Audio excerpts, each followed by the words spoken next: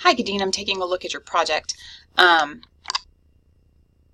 Okay, so your project is supposed to have audio narration, so everything narrated with, where you go insert audio, etc.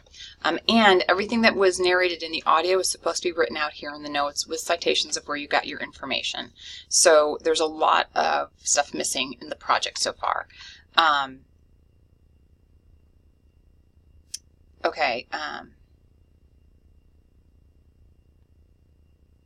You have how it all began, and then validating the influence, identifying the connections. So later on down here, you talk about connections with William Godwin. If you're going to talk about how William Godwin disowns Mary, which does happen, but then they reconcile, all of this type of stuff, like the information about Godwin and his relationship with Mary after Mary met Percy, needs to be in the beginning of the assignment, of the project. The project is broken up into 3 distinct sections. The first one is describing the ancestor. So what takes place in Mary's life between when she meets Percy and when she writes Frankenstein. That's what you need to be putting in there. Then validating the influence. That's pretty, it's like you don't even really need it, simply because it's her life and she lived it. So, there's 2 of these projects that are like, I don't think you even really need that section. But the third section is identifying and analyzing the connections. And so what you need to be doing is, in that section, is saying, picking out things in the book that you say these were influenced by these circumstances in her life. And so whatever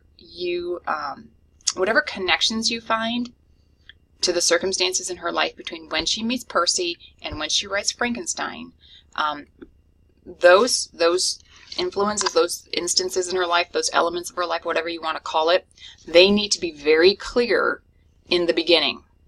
And you have some of those things already, which is, about Fanny. And you also say something about her 2 daughters. When she writes Frankenstein, she's only lost 1 child. And so you can't include anything else.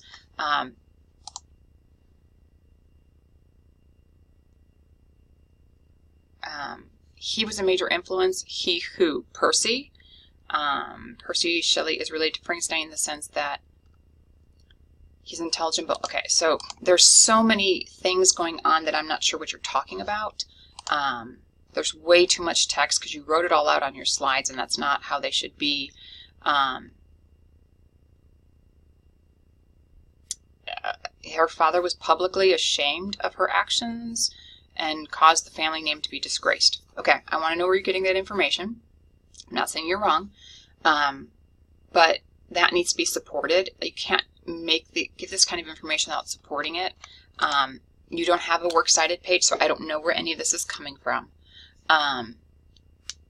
So if you want to talk about the things in her life that are affecting her, then make sure you talk more about Fanny in the beginning. Make sure you talk more about Godwin in the beginning. If you want to talk about Percy, that's fine too. Talk about him in the beginning. What was he like, and how did he, what about the relationship would have influenced that? Yes, I agree that Victor is very well modeled after Percy in some ways. What else does that say about Percy? Since look at how Victor behaves. Look at what Victor did. Look at what Percy did. After he meets Mary, he abandons his first wife. He abandons his 2 children. He runs off with her. His wife, Harriet, kills herself and leaves a note for him. There's a lot going on and in her life between when she meets Percy and when she writes the book. So really choose, what are the elements you're going to focus on that you can connect to the book, and make those connections very specific in the book. So quotes from the book, if it's about a person, if you want to talk about Victor and Percy being similar, then you need to give a description of what Victor's like, and you need to back it up with stuff that took place in the book. You need to get outside support as well. You need to cite your sources. They need to be cited here in the notes section. They need to be cited on and then you need to have a works cited page.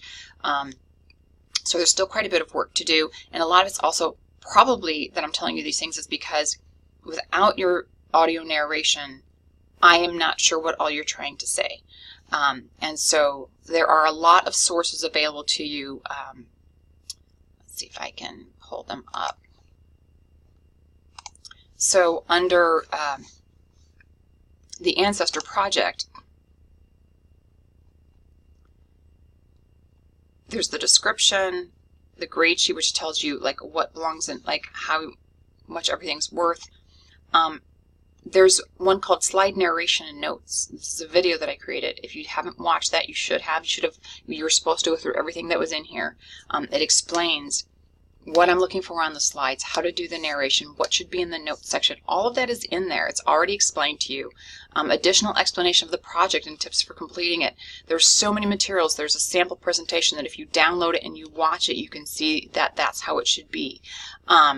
So I suggest going over all the materials that I provided for you, plus the video that's in the announcements that talks about what issues students tend to run into in their draft, in their first draft, and how to correct them. And then if you need any additional assistance, make sure that you get a hold of me.